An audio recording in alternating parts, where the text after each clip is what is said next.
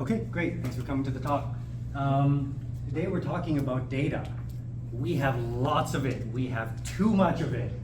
We have, apparently we're supposed to have 463 exabytes of data. I don't even know what that means, but that's way too much.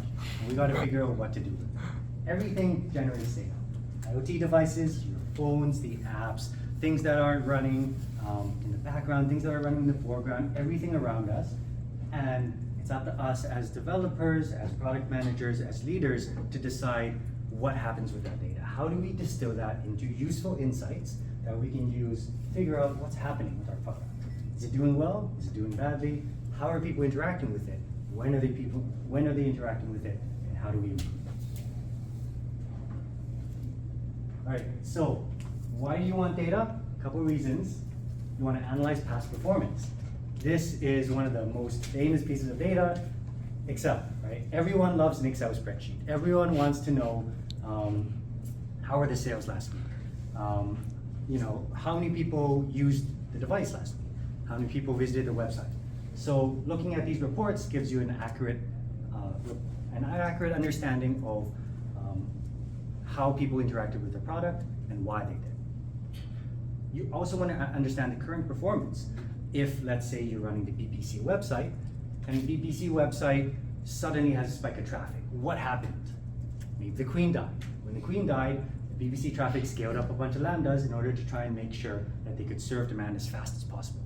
And when you're looking at your dashboards, you need to be able to understand that, verify what happened, and see what has to be done about it. Right? Because it's important to understand what's happening right now to your applications.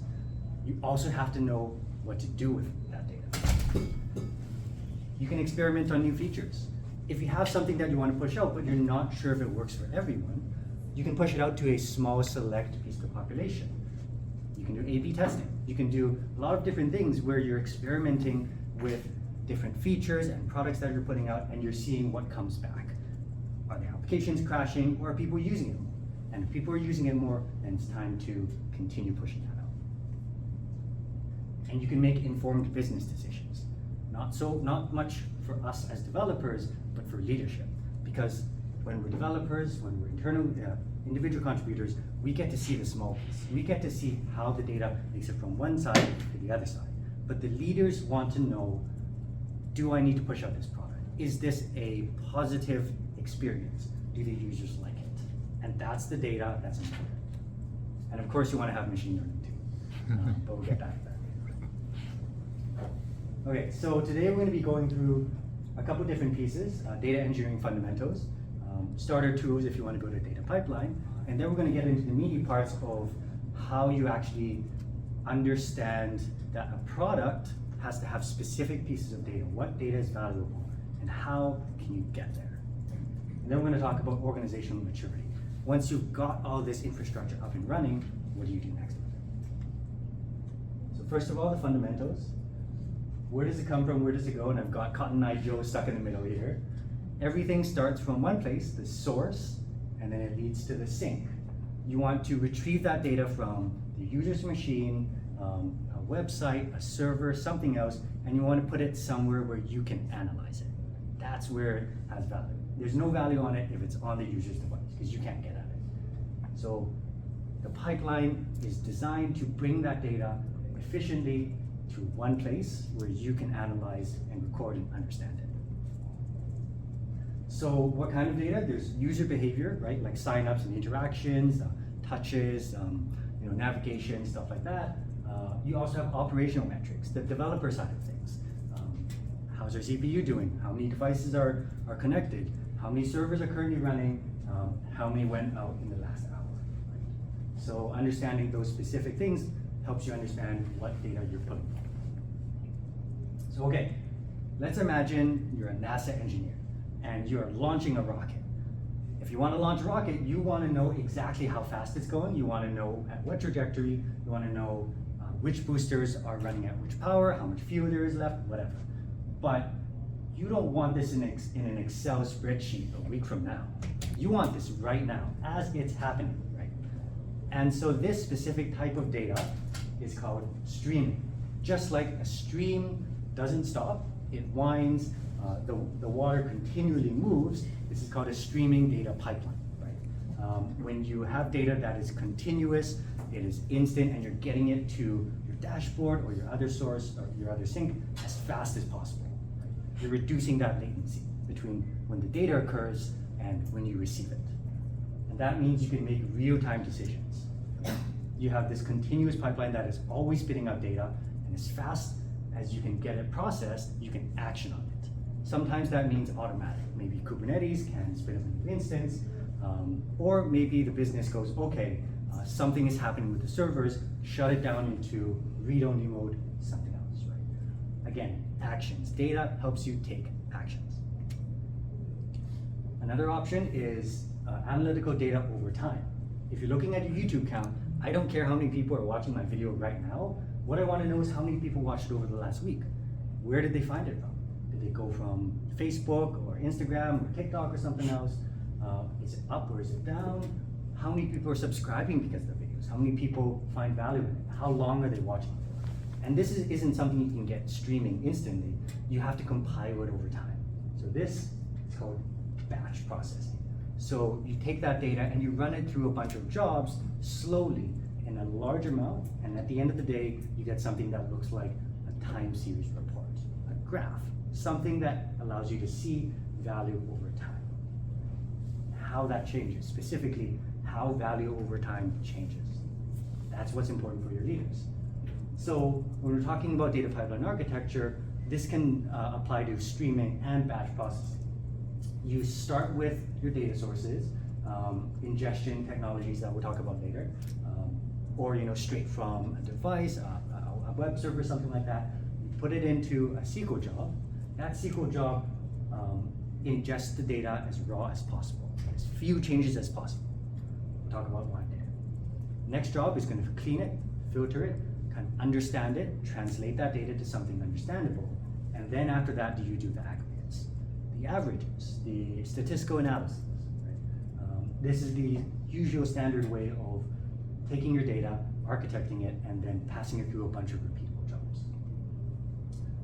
So this is what those different stages look like, right? First, when you have ingestion and storage, you have things like pseudonymization and anonymization. You want to remove that confidential information. I don't want to be keeping all my customer data because that's going to lead to a fine, right?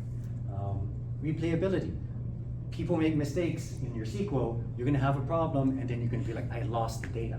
Well, if you stored all the raw data as much as possible, you can replay all those jobs and redo your data, right? Backfilling, rerunning all your data jobs to create a better result, a more accurate result. Cleaning and filtering, you're going to have a lot of extra data. Invalid data, nulls, things that don't really make sense, corrupted data, and you want to get rid of that, so you just get to the important things.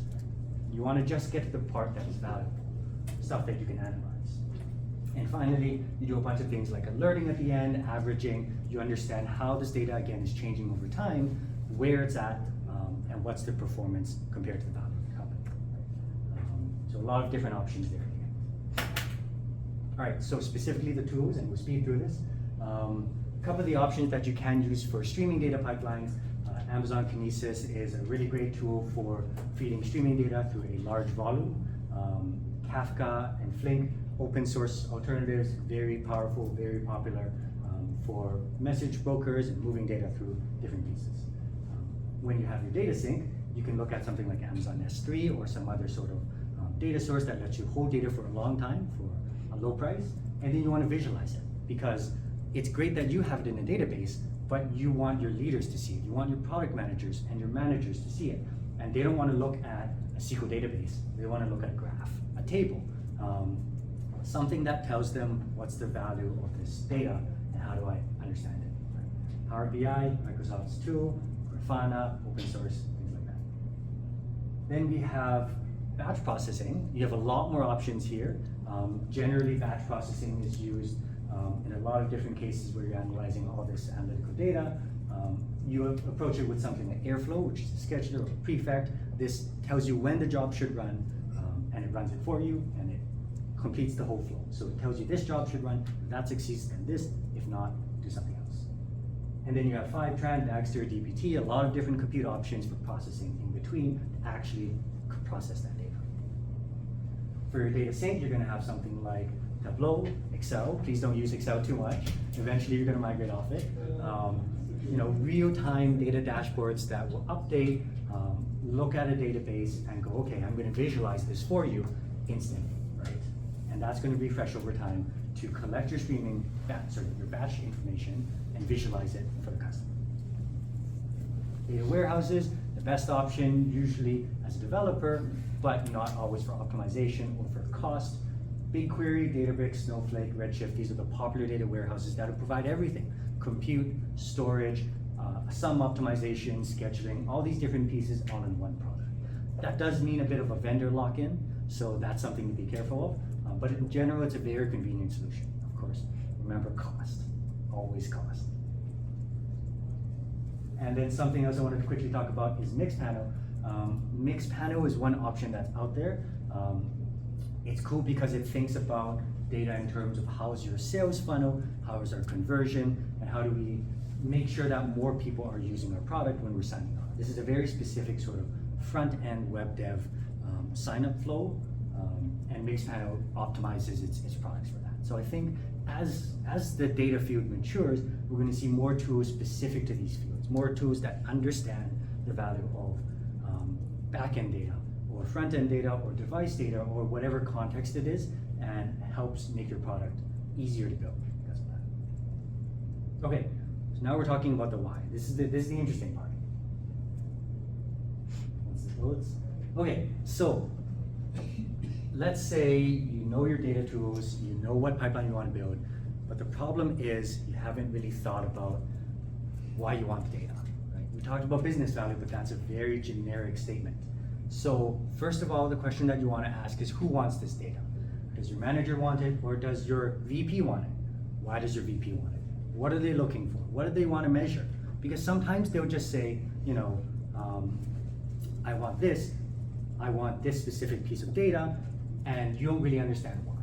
They're like, I want all this analysis, and you're like, okay, why do we want it? What business value can we drive from this? What decisions can we make, right? How do you want to consume it? Do you want to consume it in a graph? Do you want to consume it in a table or a database so that some other developers can access it? How do you want to see these things? Do you want to see them as a pie chart? What's valuable to you? Right?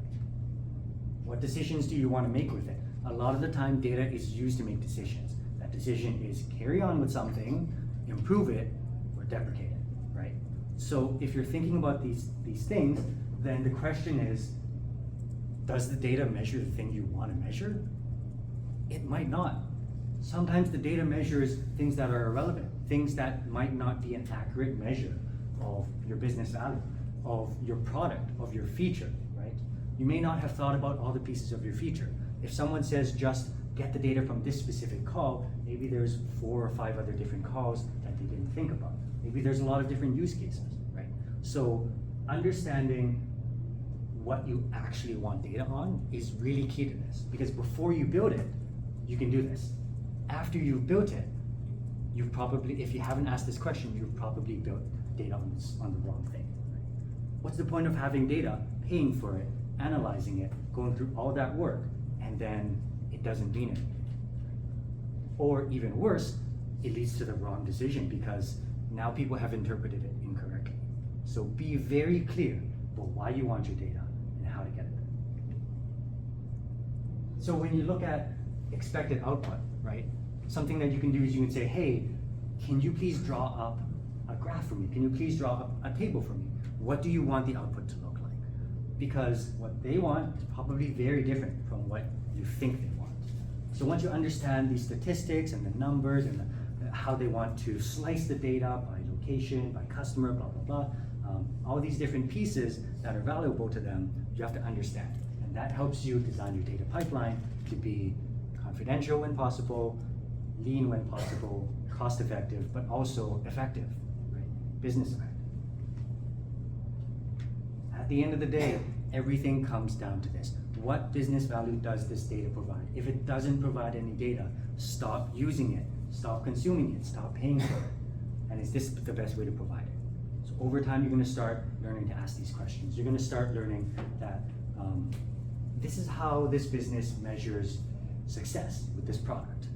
this is how they measure with this feature. So over time, you need to be building in better data pieces to understand that and provide better analysis towards, is this product doing well? Is this product doing worse? And how do we make it better? And if it's not going well, pivot. Always pivot. So you might be thinking, this seems like a lot of work. My manager just told me to build a data pipeline, but you have to think of data as a product. Just like you think of a service as a product, just as you think of different pieces of how this affects your customer, data is your product. As a data engineer, a scientist, a machine learning engineer, the data that you provide is what is consumed, and you have to understand what your users want. Right? It all comes back to business value and how you can help the business. So understand the requirements, validate the user need, design an MVP. Right? Same as when you're building a product, the exact same things, just think of it in terms of this is data that needs to be taken from raw form into a consumable form. What is that consumable form?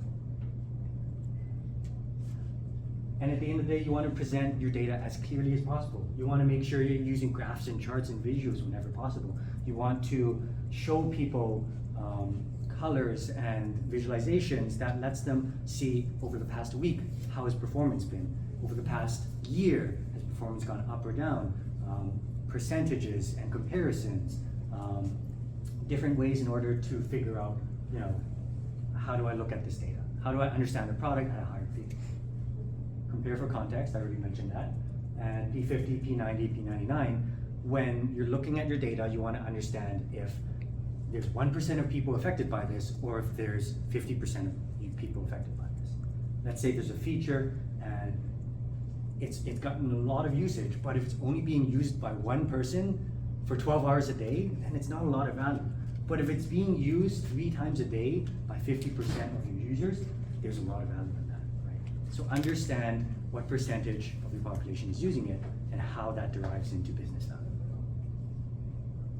And finally, we want to talk about data organization maturity, right?